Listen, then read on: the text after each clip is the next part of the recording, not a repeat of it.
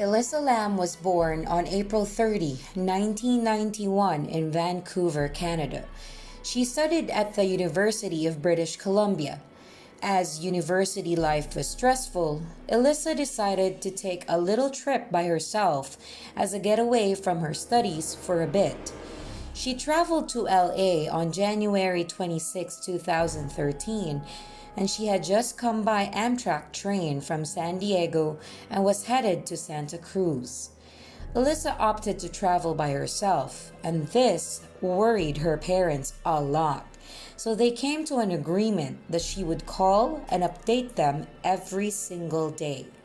Alyssa then checked into the infamous Cecil Hotel.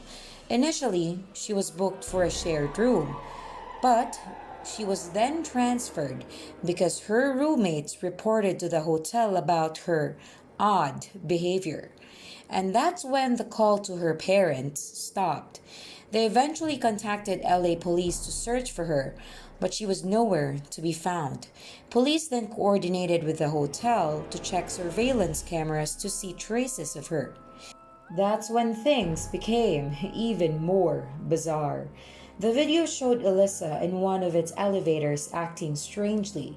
Here's the video for you to check out yourself.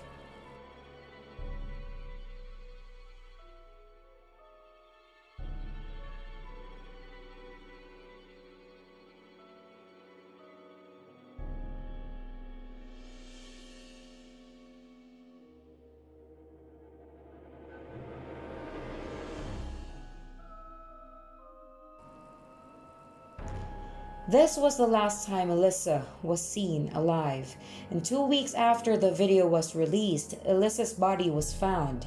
People in the hotel claimed that the water was black and tasted funny, so they went on to check the water tanks, and that is where her body was. Her body was moderately decomposed, and there was no evidence of trauma, sexual assault, or suicide. The investigation determined how she died, but there was never an explanation on how she got there. The tanks were located at the rooftop, and the doors and stairs that can access it were locked, in which only the staff had keys and the passcodes to it. And even if it was forced open, it would have triggered alarms in the hotel. The tanks were also hard to get into given its size and access to its heavy lids. There were many theories discussed, but none were ever proven. And until today, no one knows what exactly happened to Alyssa Lam.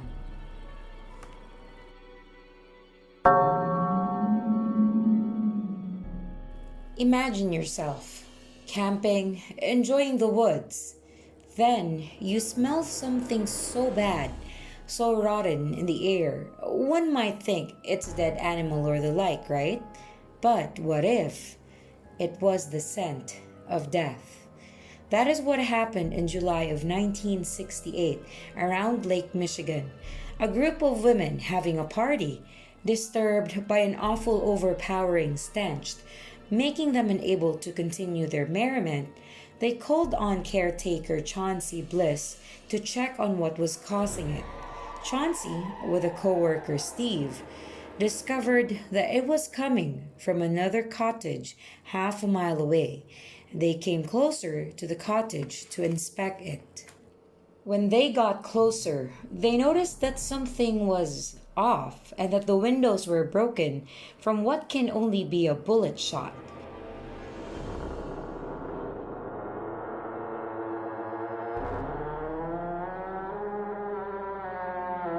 They then opened the cottage, only to be greeted by three things: an overpowering stench, hundreds of flies, and the 6 dead bodies of the Robinsons family. The shocked caretaker immediately called the police, and the bodies were severely decomposed, so it's been estimated that they have died a month ago before their bodies were discovered. The 2 murder weapons would be a hammer and a pistol, and people could not believe someone murdered this family since they had no enemies, attended church regularly, and was an upstanding family. But upon further investigation, the evidence led them to an employee of Richard Robinson, whose name was Joseph Scolaro III. He was embezzling money from the family business, and the Robinsons did find out about it. So people speculate that Scolaro killed the family before they could reveal his crimes. And no one could support his alibi when the murders happened. All circumstantial evidence was directed at him. But before police could apprehend Scolaro, he shot himself dead. In his suicide note, he stated that he did not kill the family. But up until today, nobody knows who did it and why they did that to the Robinsons family.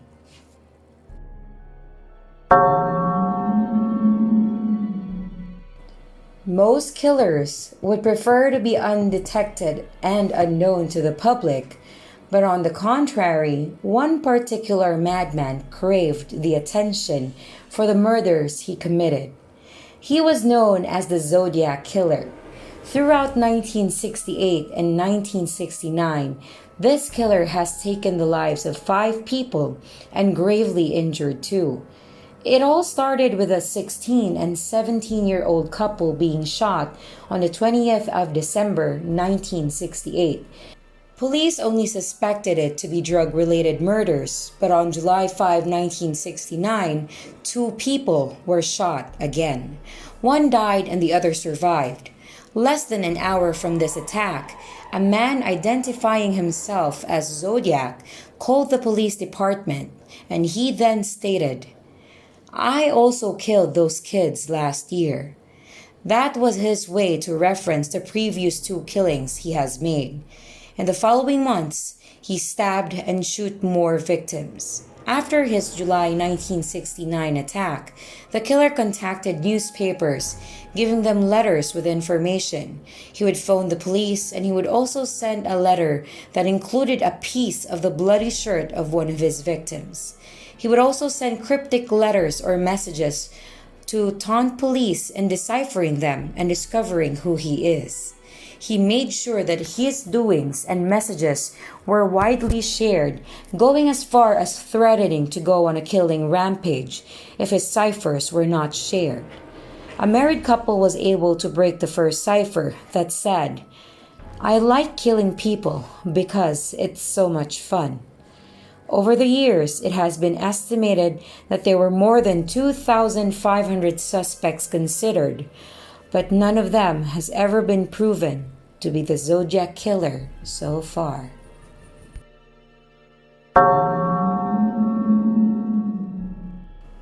A reliable father and worker, a loving mother, and a happy 2-year-old boy expecting a little sister to be born soon. The Dardines painted a perfect family picture, only for someone to shred that picture into pieces. On November 18, 1987, Keith Dardine did not show up for work, nor call in sick, and this was extremely unusual given he was known as a responsible employee for years. So his manager tried calling Keith's house phone. No answer. Then called his parents, and Keith did not answer the calls from his parents too. So they decided to call the police and meet at his house to check their welfare. They used the spare key Keith's parents had, but nothing prepared them for the scene they were about to witness. Elaine, Keith's wife, and Peter, his 2-year-old son, and the newborn baby girl, all laying in one bed, bound, gagged, and brutally beaten to death. Elaine gave birth during the ordeal, but the killer showed no mercy to the newborn child and beat it to death. Keith was nowhere in sight, so initially everyone thought he did it, until the next day when Keith's body was discovered a mile away. He was shot 3 times in the head and his penis was cut off. Police couldn't find a motivation from the killer. Jewelry, cash, and other valuable belongings were laying in plain sight, but none were taken. They couldn't find evidence for extramarital affairs that could have led to this. There was also no sign of forced entry to their home. Some speculate that the Dardine family was chosen by a cult and was killed as a sacrifice.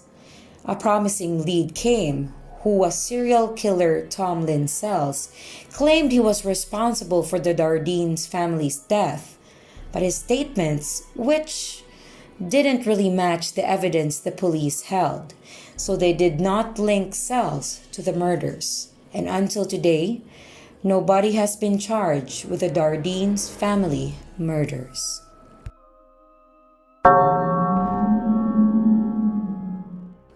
Death sometimes happens in a flash. There are no signs and it just arrives in a heartbeat. But sometimes, death slowly creeps up to us, showing us small footsteps as it draws nearer. That was the case for Andreas Gruber's family.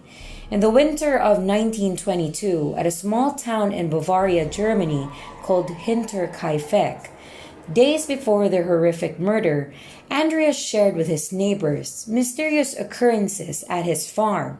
Footsteps that lead to the farm, but no footsteps leading away. Footstep sounds in the attic, unfamiliar newspapers, and missing house keys.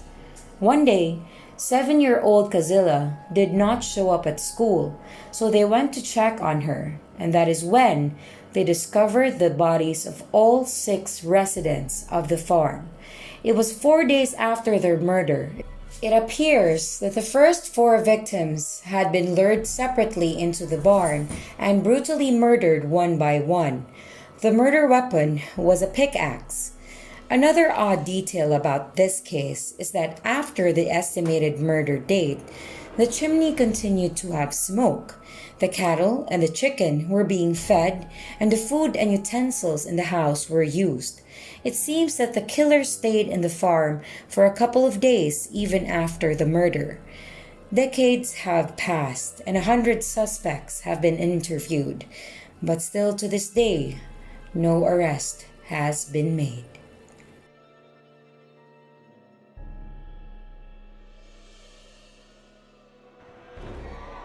Hi everybody, it's your creepy older sister here. Thank you so much for listening. You have no idea how I appreciate this.